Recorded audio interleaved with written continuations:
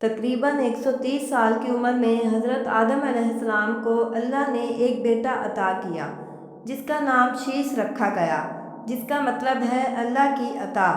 حضرت شیث علیہ السلام کو بچپن ہی سے والد نے خصوصی تربیت دی، انہیں جنت اور دوزخ کے اعمال سے آگاہ کیا اور وصیت کی کہ شیطان سے بچ کر رہنا۔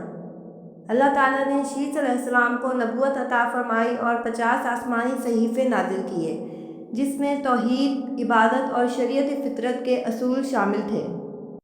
محققین کے مطابق کھیتی باڑی، مویشی پالنا اور ابتدائی شہروں کی تعمیر کا آغاز انہی کی اولاد کے ہاتھوں ہوا۔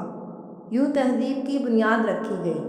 قابیل کی نسل جب اخلاقی پستی میں ڈوب گئی تو حضرت شیث علیہ السلام نے اپنی قوم کو توحید پر قائم رہنے اور شرک سے بچنے کی نصیحت فرمائی۔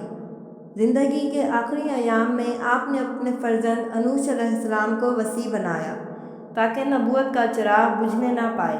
حضرت شیث علیہ السلام نے 912 برس کی طویل زندگی پائی۔ آپ کی وصیت اور تعلیمات کی روشنی میں نبوت کا سلسلہ نسل آدم تک جاری رہا۔